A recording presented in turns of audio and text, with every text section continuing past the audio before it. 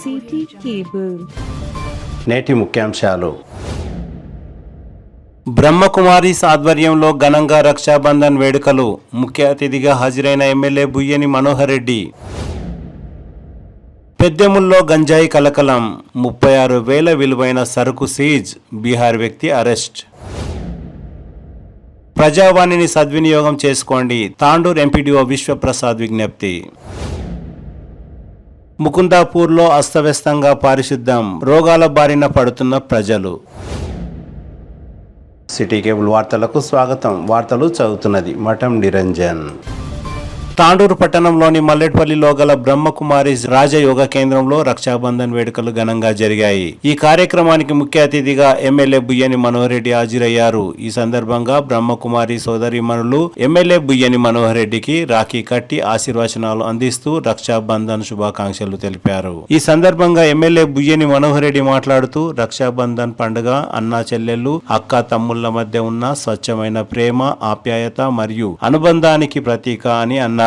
సమాజంలో ప్రతి ఒక్కరూ సోదర భావంతో మెలగాలని, మానవతా విలువలు పెంపొందాలని బుయ్యని మనోహర్ రెడ్డి ఆకాంక్షించారు. ఈ కార్యక్రమంలో తాండూరు మున్సిపల్ చైర్పర్సన్ పట్లోల నీరజ బాలరెడ్డి, వ్యవసాయ market committee chairman Vadde Srinivas, మాజీ మున్సిపల్ చైర్మన్ లక్ష్మారెడ్డి, మాజీ ఏఎంసీ చైర్మన్ బాలరెడ్డి, మాజీ మున్సిపల్ కౌన్సిలర్ ప్రభాకర్ గౌడ్, బ్రహ్మకుమారి సమాజం ప్రతినిధులు, జగదేవి మధులతో పాటు ప్రజాప్రతినిధులు, నాయకులు, స్థానికులు తదితరులు పాల్గొన్నారు. చక్కటి కార్యక్రమానికి మనందరినీ ఆహ్వానించినటువంటి బ్రహ్మకుమారి మేడం గారికి, ఈ వేదిక మీద ఉన్నటువంటి గౌరవ సోదరి మున్సిపల్ చైర్పర్సన్ నీరజ బాలరెడ్డి గారికి, ఏఎంసీ చైర్మన్ శ్రీనివాస్ గారికి, డిసిసిబి మాజీ చైర్మన్ లక్ష్మారెడ్డి గారికి, ప్రభాకర్ గౌడ్ గారికి, ఒక మంచి కార్యక్రమంలో పాల్గొన్నటువంటి ప్రతి ఒక్కరికి సోదరులందరూ కూడా రక్షాబంధన్ శుభాకాంక్షలు తెలుపుకుంటూ, బ్రహ్మకుమారి మేడం చెప్పినట్టు లేచినప్పటి నుంచి ఎవరు మన దగ్గరకు వచ్చినా కడుపులో ఏదో పెట్టుకొని మాట్లాడడం, తను నిస్వార్థంగా ఉండాలంటే, ఒక మంచి స్వభావం కలగాలంటే ఖచ్చితంగా ఒక 15 నిమిషాల నుంచి అతనికి టైం ఇవ్వాల్సిన అవసరం ఉంటే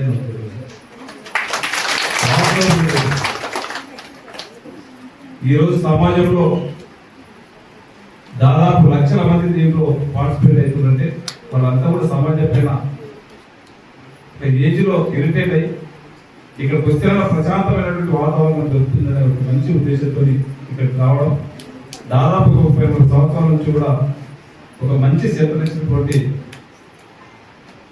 అక్కగారికి నేను మనస్ఫూర్తిగా మా తాండూరు ప్రజల తరఫున వారికి మరొకసారి ఇంకా కూడా మనకి ఎక్కడ ఎప్పుడు టైం దొరికినా ఖచ్చితంగా మమ్మల్ని కూడా ఖచ్చితంగా ఇన్వైట్ చేసి రమ్మని చెప్తామని డెఫినెట్ తప్పకుండా తాండూరు ప్రజల కోసమన్నా, మా మనసు ప్రజాంత కోసమన్నా 100% మేము ఏదో ఒక టైంలో మార్నింగ్ ఈవినింగ్ ఖచ్చితంగా ఎప్పుడు వీలు ఉన్నప్పుడు 100% కావడానికి ఖచ్చితంగా ప్రయత్నం చేస్తాం. ఈరోజు ఒక మంచి కార్యక్రమం. రక్షాబంధన్లో ఒక సోదరిని ఏ విధంగా గౌరవించాలో, సమాజంలో మహిళల పట్ల ఏ విధంగా ఉండాలనే ఒక మంచి సంకేతం పంచడానికే ఈరోజు మనం రక్షాబంధన్ చేసుకుంటాం. ఈ రక్షాబంధన్ కూడా ఒక మంచి కార్యక్రమం పెట్టి 10 మందికి తెలియజేసి ఒక శాంతి మార్గంలో మనం అనుకుంటా ఉన్నాం. ఆ రోజు మహాత్మా గాంధీ గారు ఎన్ని తూటాలు కొట్టినా తూటాలన్నా కొట్టడు కానీ ఒక శాంతి మార్గం కోసం ఆ రోజు స్వతంత్రం ఏంటంటే మనం సాధించుకున్నాము. ఈరోజు దానికి మించేది శాంతికి మంచిది ఏం లేదు. ఖచ్చితంగా మనసు ప్రశాంతంగా ఉండాలా. మనం ఏదైనా మంచి మనసుతో చేస్తే ఏదైనా సాధించొద్దని చెప్పి మనకి ఇక్కడే కనిపిస్తాము. మేము అనుకున్నాం వచ్చి 10 నిమిషాలు వచ్చిపోతాం, చూస్తే ఏ పోవాలనిపిస్తలేదు.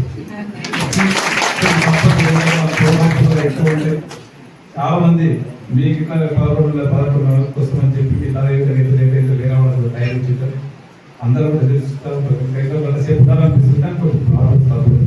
దయచేసి తప్పకుండా మాకు ఎప్పుడు టైం దొరికినా ఖచ్చితంగా అక్క దగ్గరకు వచ్చి ఖచ్చితంగా దీంట్లో పార్టిసిపేట్ అయ్యి ఖచ్చితంగా ఈ మెడిటేషన్లో మేము కూడా ఖచ్చితంగా ఉంటామని చెప్పి కూడా తెలియజేసుకుంటూ దీంట్లో ఎవ్వరు మీకు ఎక్కడ టైం దొరికినా మీకు అందరూ కూడా ఎక్కడ ఉన్నట్టు మా సోదరులు కూడా చాలా మంది ఉన్నారు. ఒక ½ టైం ఇవ్వడం మన ఆరోగ్యానికి చాలా ప్రశాంతత. మీకు ఎన్ని టెన్షన్స్ ఉన్నా ఒక 15 నిమిషాలు అక్కడ కూర్చొనిపోతే చాలా ప్రశాంతత అవుతుంది. వాస్తవంగా ఇప్పుడు మన నిరంజన్ చెప్పినట్టు శ్రీనివాసం చూస్తే మనం అందరం కూడా తెలుసుకుంటాం.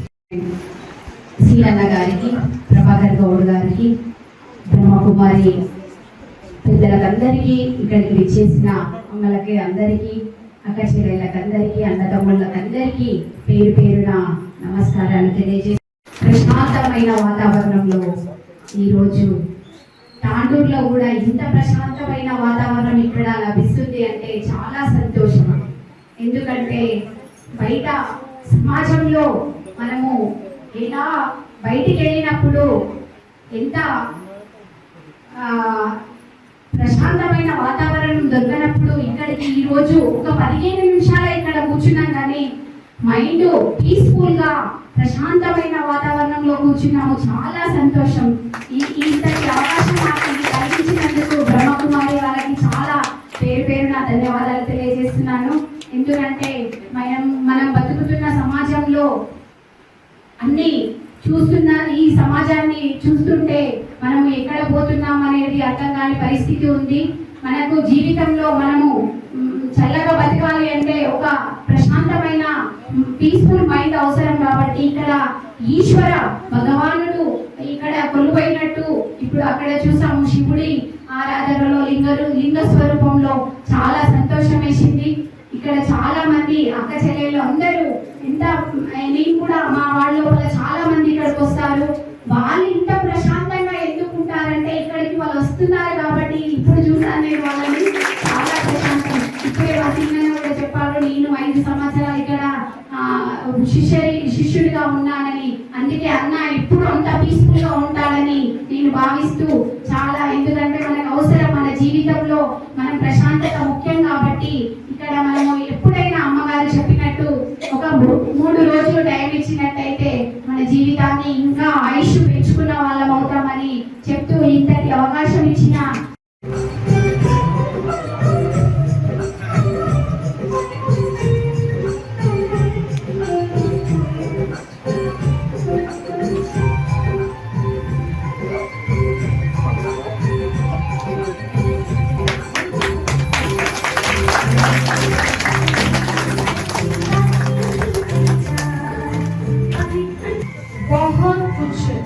दिया है, देते ही रहे। सहेज के शक्ति है, जीत के बार आए और हमारे सामने भी बार पहुंचे, शाश्वत रहे। यही भाई बहनों का बांधा जा रहा है। सभी भाई बहनों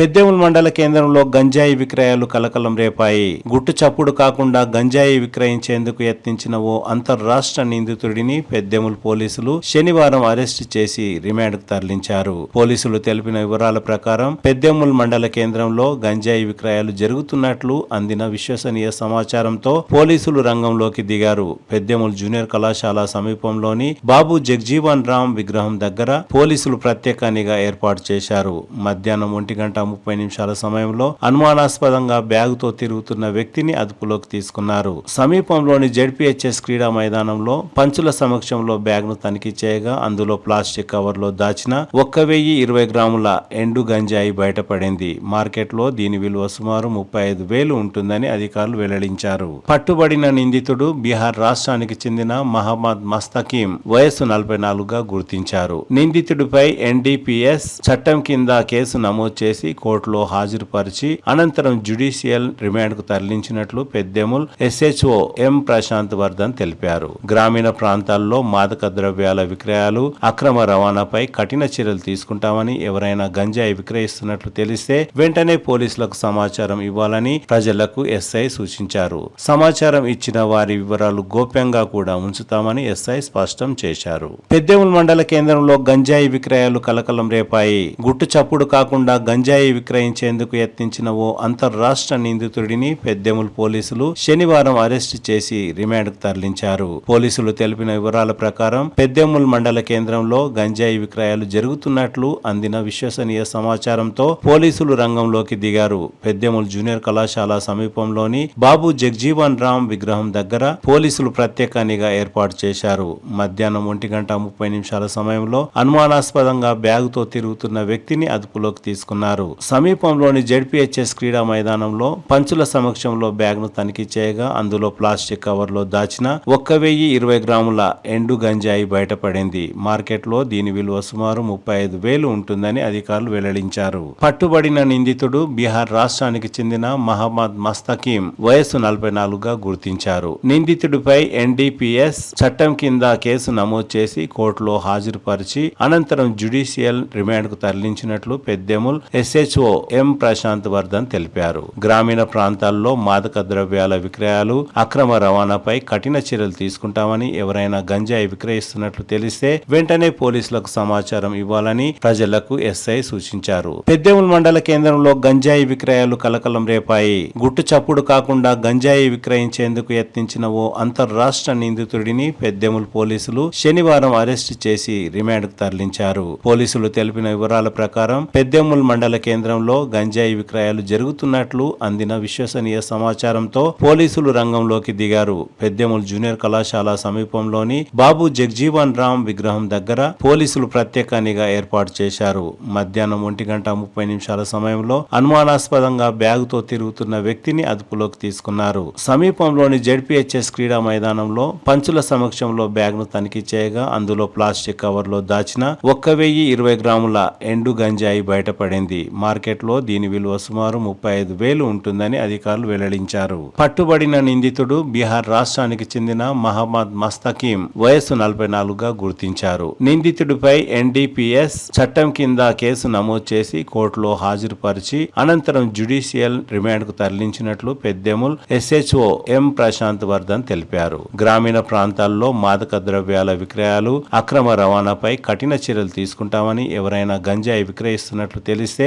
వెంటనే పోలీసులకు సమాచారం ఇవ్వాలని ప్రజలకు SI సూచించారు. సమాచారం ఇచ్చిన వారి వివరాలు గోప్యంగా కూడా ఉంచుతామని SI స్పష్టం చేశారు. ప్రజలు తమ సమస్యల పరిష్కారం కోసం ప్రతి సోమవారం నిర్వహించే ప్రజావాణి కార్యక్రమాన్ని సద్వినియోగం చేసుకోవాలని తాండూరు ఎంపీడీఓ విశ్వప్రసాద్ సూచించారు. ప్రజా సమస్యలు త్వరితగతిన పరిష్కారమే లక్ష్యంగా ప్రభుత్వం ఈ వేదికను ఏర్పాటు చేసిందని ఆయన పేర్కొన్నారు. అర్హులైన వారు పెన్షన్ కోసం దరఖాస్తు చేసుకోవాలని, గ్రామీణ ప్రాంతాల్లో ఇప్పటి వరకు పెన్షన్ రాని అర్హులైన లబ్ధిదారులు ప్రజావాణి ద్వారా లేదా సంబంధిత గ్రామ పంచాయతీ కార్యాలయాల్లో దరఖాస్తు చేసుకోవాలని ఎంపీడీఓ విశ్వప్రసాద్ తెలిపారు. వృద్ధాప్య, వితంతు, దివ్యాంగుల పెన్షన్ కోసం ఎదురు చూస్తున్న వారు తమ దరఖాస్తులను సమర్పించవచ్చని స్పష్టం చేశారు. పెన్షన్ కోసం కావలసిన పత్రాలను ఎంపీడీఓ విశ్వప్రసాద్ తెలిపారు. వృద్ధాప్య పెన్షన్ కోసం 57 సంవత్సరాలు నిండిన నిరుపేద వృద్ధులు దరఖాస్తు చేసుకోవచ్చని తెలిపారు. వితంతు పెన్షన్ కోసం భర్త మరణించిన మహిళలు మరణ ధృవీకరణ పత్రం జత చేసి దరఖాస్తు చేసుకోవాలని, దివ్యాంగుల పెన్షన్ కోసం కనీసం 40% లేదా అంతకంటే ఎక్కువ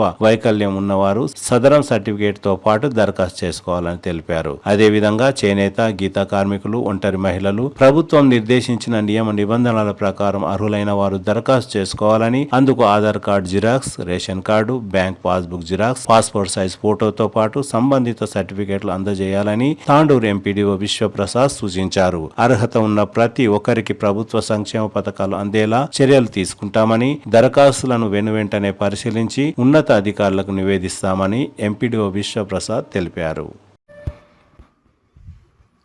తెలంగాణ రాష్ట్ర ప్రభుత్వం ప్రజల యొక్క సమస్యల పరిష్కారానికి ప్రజావాణి అనేటువంటి కార్యక్రమాన్ని ప్రవేశపెట్టింది. ఈ ప్రజావాణి అనే కార్యక్రమము ఆల్రెడీ రాష్ట్ర స్థాయిలో ప్రతి సోమవారము నడుస్తున్నది. అదేవిధంగా జిల్లా స్థాయిలో నడుస్తున్నది, డివిజనల్ స్థాయిలో కూడా నడుస్తున్నది. ఈ 3 స్థాయిలలో వచ్చేటువంటి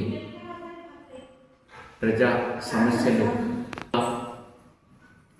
గ్రామ ప్రాంతాలకు సంబంధించినటువంటి సమస్యలే వస్తున్నటువంటి విషయాన్ని ప్రభుత్వం గ్రహించింది. ఈ చిన్న చిన్న సమస్యలు కూడా రాష్ట్ర స్థాయి, జిల్లా స్థాయి, డివిజనల్ స్థాయి వరకు ప్రజలు వస్తున్నారనేటువంటి విధానాన్ని గమనించి వారికి దూరాభారమైనందున, అదేవిధంగా ఆర్థికంగా కూడా భారమవుతుంది. అదేవిధంగా వారు ఒకరోజు పనిని కూడా కోల్పోవాల్సి వస్తున్నందున ఈ సమస్యల పరిష్కార విధానాన్ని మండల స్థాయిలోకి తీసుకురావడానికి గాను GOMS నెంబర్ 4 ద్వారా మండల స్థాయిలో కూడా ప్రజావాణి కార్యక్రమాన్ని చట్టబద్ధం చేసింది. ఈ మేరకు మండల స్థాయిలో ఈ నెల 17వ తారీఖు నుంచి ప్రజావాణిలో గ్రామస్తుల మరియు మండలంలో ఉంటే అన్ని ప్రజల యొక్క సమస్యలు ఏమైనా ఉన్నట్లయితే వారి సమస్యను రాతపూర్వకంగా, సంక్షిప్తంగా, సమస్య సులభంగా అర్థమయ్యే విధంగా విజ్ఞప్తిని మండల ప్రజాప్రతినిధి కార్యాలయం తాండూరులో వారు అందజేయవచ్చును. ఈ మండల ప్రజావాణి కార్యక్రమానికి మండల స్థాయిలో ఉన్నటువంటి అన్ని డిపార్ట్మెంట్స్ కూడా హాజరవుతారు. తహసీల్దార్ గారు, వ్యవసాయ శాఖ అధికారి, హార్టికల్చర్ శాఖ అధికారి, DT సివిల్ సప్లైస్, మండల పంచాయతీ అధికారి, మండల వైద్యాధికారి, మండల పశుసంవర్ధక శాఖ అధికారి, మండలానికి సంబంధించి ICDS అధికారి, అదేవిధంగా సహాయ ఇంజనీర్ పంచాయతీరాజ్, సహాయ ఇంజనీర్ గ్రామీణ నీటి సరఫరా, సహాయ ఇంజనీర్ R&D, సహాయ ఇంజనీర్ ఇరిగేషన్, అదేవిధంగా సోషల్ వెల్ఫేర్ డిపార్ట్మెంట్ సంబంధించినటువంటి ST welfare, SC welfare, BC welfare, minority welfare, అదేవిధంగా గ్రౌండ్ వాటర్ డిపార్ట్మెంట్, తర్వాత సహాయ ఇంజనీర్ ఎలక్ట్రిసిటీ, ఈ విధంగా అన్ని శాఖలకు సంబంధించినటువంటి అధికారులు హాజరవుతారు. ఏ శాఖకు సంబంధించినటువంటి పిటిషన్ను ఆ శాఖ వారు స్వీకరిస్తారు. ప్రతి పిటిషన్ కూడా గతంలో మాదిరిగా కాకుండా ప్రతి పిటిషన్ కూడా ప్రజావాణి పోర్టల్ ఉన్నది. ఆ పోర్టల్లో నమోదు చేయడం జరుగుతున్నది. వెబ్సైట్ ద్వారానే ఆ పిటిషన్ వారికి ఆ సంబంధిత శాఖకు వెళ్తుంది. ప్రతి పిటిషన్ కూడా కంప్యూటర్ ద్వారా ఒక నెంబర్ కేటాయించబడుతుంది. ఆ పిటిషన్ను పరిశీలించి ఆ పిటిషన్కు వారి స్థాయిలో పరిష్కారం అయ్యేది ఉంటే వారి స్థాయిలో పరిష్కారం చేస్తారు. పై స్థాయిలోకు పంపించేదైతే పై స్థాయికి పంపిస్తారు. మొత్తంగా ఆ పిటిషన్కు తుది సమాధానం లేదా మధ్యంతర సమాధానం ఒక వారం నుంచి 15 రోజుల్లో ఆ పిటిషన్ మీద చర్య తీసుకుని తుది సమాధానం కానీ మధ్యంతర సమాధానం కానీ అందజేయడం జరుగుతుంది. ఒక విధంగా ప్రజల సమస్యలు పరిష్కారం కాకపోతే నా సమస్య పరిష్కారం ఎందుకు కావటం లేదనేటువంటి విషయం కూడా ఆ పిటిషన్ దానికి స్పష్టంగా అర్థమవుతుంది. కాబట్టి ప్రజలు వారి సమస్యలు పరిష్కారం చేసుకోవడానికి ఈ ప్రజావాణి అనేటువంటి వేదికను ఉపయోగించుకొని వారి సమస్యల పరిష్కారానికి వారు మార్గం సుగమం చేసుకోవచ్చు. ప్రభుత్వం ప్రజలను ఉద్దేశించి తెలంగాణ రాష్ట్రంలో ఏ సామాన్య పౌరుడు కూడా వారి సమస్య పరిష్కారం కాకుండా ఉంటే ఆ పరిష్కారం కాకపోవటానికి గల కారణాలను ఆ పౌరుడే తెలుసుకోవటానికి గాను ఈ మంచి కార్యక్రమాన్ని ప్రవేశపెట్టింది. ఈ కార్యక్రమాన్ని అందరూ కూడా సద్వినియోగం చేసుకోవాలి. దీన్ని సానుకూలంగా ఆలోచన చేసుకోవాలి. ప్రజలకు ప్రభుత్వ పథకాల ద్వారా అందేటువంటి లాభం ఏదైనా ఉన్నట్లయితే అందకపోవటానికి కారణం కూడా మనకు తెలియవస్తున్నది. దీన్ని సానుకూలంగా ఉపయోగించుకోవాలి, వ్యతిరేకంగా ఉపయోగించుకోకూడదని కూడా మండల ప్రజలందరికీ తెలియజేస్తున్నాను. రెవెన్యూ డిపార్ట్మెంట్ అట్లయితే వారి భూమికి సంబంధించినటువంటి సమస్యలు, పట్టాదారు పాస్బుక్ కావచ్చు, భూమాతకు సంబంధించినటువంటి సమస్యలు వారికి తెలుసుకోవచ్చు. అదేవిధంగా సివిల్ సప్లైస్ డిపార్ట్మెంట్కు సంబంధించి ఏమైనా సమస్యలు ఉన్నట్లయితే వారికి రేషన్ కార్డు, రేషన్ షాపు సరిగా వేలల ప్రకారం వారు తీయకపోయినా లేదా తూకంలో ఏమైనా సరే తేడాలున్నా అటువంటి సమస్యలు కూడా దీని ద్వారా తెలియజేసుకోవచ్చు. గ్రామాలలో మంచినీటికి సంబంధించినటువంటి సమస్యలు, త్రాగునీటికి సంబంధించిన సమస్యలు ఉంటే తెలుసుకోవచ్చు. అదేవిధంగా ఎలక్ట్రిసిటీ డిపార్ట్మెంట్ విషయానికి వచ్చినట్లయితే ట్రాన్స్ఫార్మర్స్ కావచ్చు, లూజ్ వైర్లు కావచ్చు, విరిగిపోయిన పోల్స్ కానీ, తుప్పు పట్టిన పోల్స్ కానీ అటువంటి సమస్యలు ఏవైనా ఉన్నట్లయితే అవి ఎలక్ట్రిసిటీ డిపార్ట్మెంట్ దృష్టికి తీసుకొని రావచ్చు. అదేవిధంగా పశుసంవర్ధక శాఖకు సంబంధించినటువంటి గ్రామాల్లో పశువులకు సంబంధించిన టీకాలు కావచ్చు, లేదా పశుసంవర్ధక గ్రామ స్థాయి అధికారులు ఎవరైనా సరే వారి సేవల్లో ఇంకా మెరుగైన సేవలు అందించడానికి కాను ఏమైనా ఇబ్బందులు ఉన్నట్లయితే ఆ సేవలను కూడా పొందవచ్చు. అదేవిధంగా వైద్య శాఖకు సంబంధించి ఏఎన్ఎంస్ కావచ్చు, ఆశాలు కావచ్చు, వారికి సంబంధించినటువంటి సమస్యలు ఏమైనా సరే వారి సేవలు ఏమైనా లోపాలు ఉన్నట్లయితే వాటిని కూడా పరిష్కరించుకోవటానికి మండల ప్రాథమిక వైద్య ఆరోగ్య అధికారి దృష్టికి తీసుకొని రావచ్చు. అదేవిధంగా పంచాయతీరాజ్ ఇంజనీరింగ్, ఈ విధంగా ఆర్ఎండ్బి, ఈ విధంగా సోషల్ వెల్ఫేర్, ఈ డిపార్ట్మెంట్కి సంబంధించిన సమస్యలు ఏమైనా ఉన్నట్లయితే వారు వ్రాతపూర్వకంగా వారి సమస్యలను ఉటంకిస్తూ పరిష్కారానికి చర్యలు కోరవచ్చు.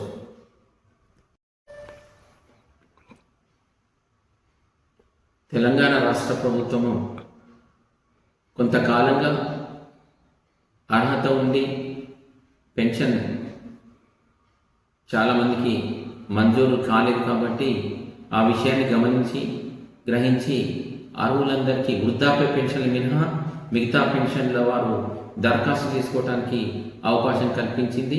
ఇందులో భాగంగా విడో పెన్షన్ అయినట్లయితే తప్పనిసరిగా విడో పెన్షన్దారు వారి భర్తకు సంబంధించినటువంటి మరణ ధృవీకరణ పత్రము, అదేవిధంగా బ్యాంక్ పాస్బుక్ మొదటి పేజీ, తర్వాత ఒక లేటెస్ట్ ఫోటో, రేషన్ కార్డు జత చేసి గ్రామ స్థాయిలో ఉన్నటువంటి గ్రామ పంచాయతీ కార్యదర్శికి అప్పగించినట్లయితే వారు తీసుకొని దాన్ని వెబ్సైట్లో నమోదు చేయడం జరుగుతున్నది.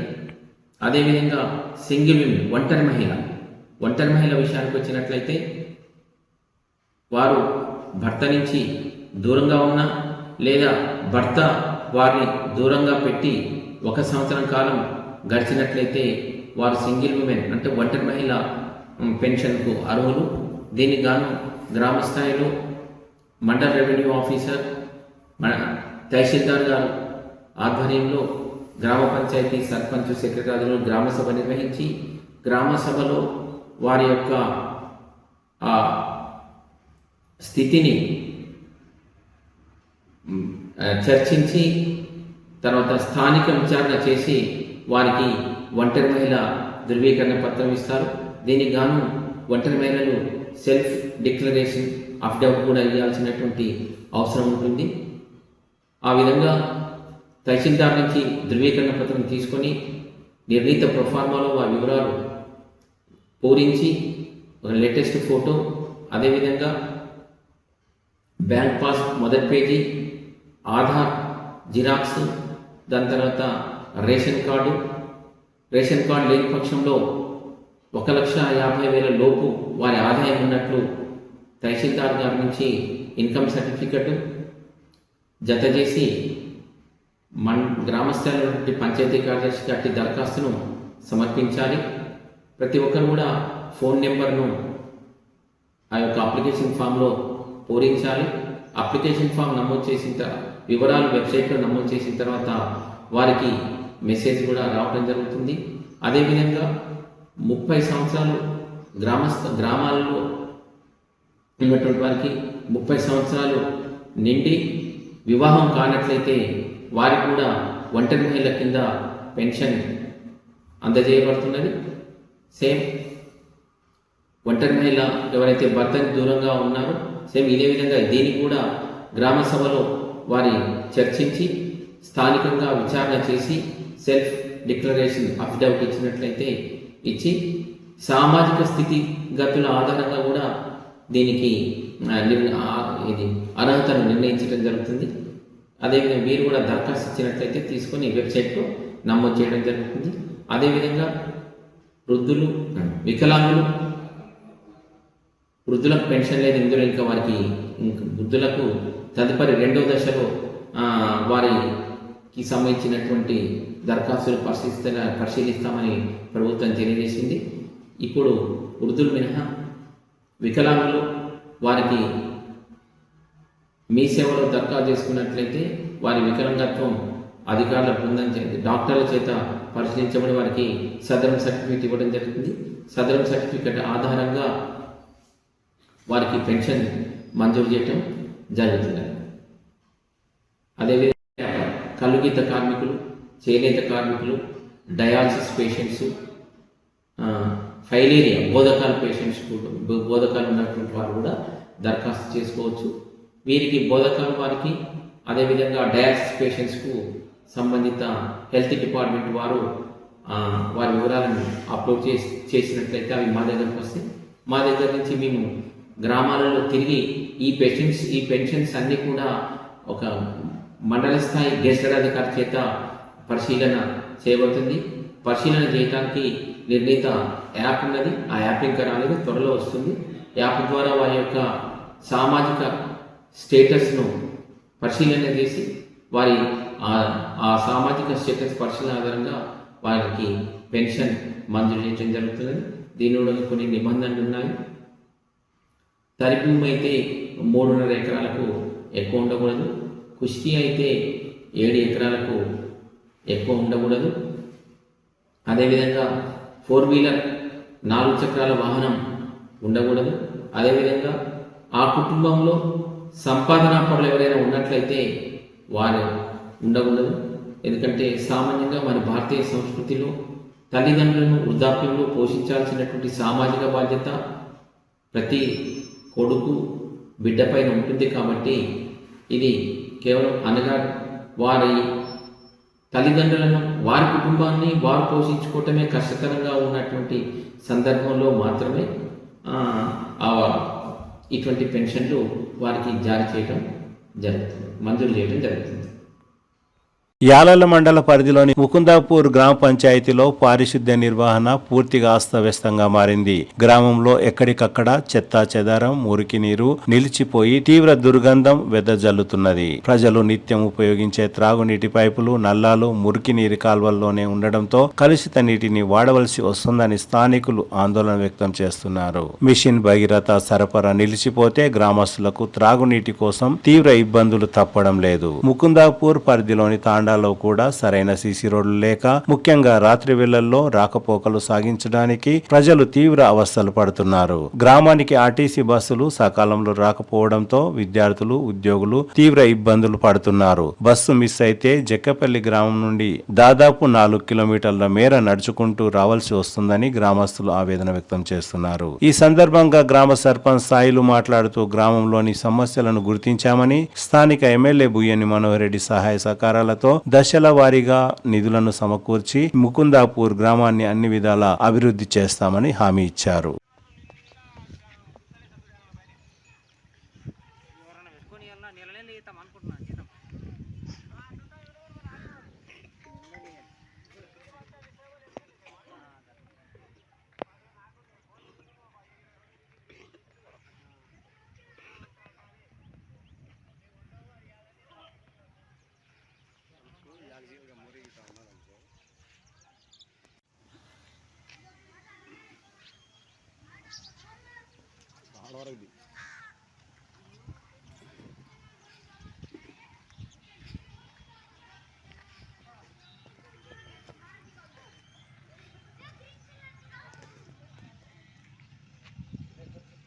బోర్వెల్ కానీ తాగునీటి సమస్య, సీసీ రోడ్లు?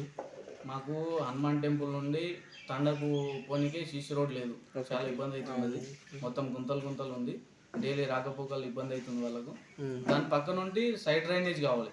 హనుమాన్ టెంపుల్ నుండి ఇప్పుడు అక్కడికి మన బుజ్జిబా ఇంటి వరకు అక్కడ సైడ్ డ్రైనేజ్ కావాలి.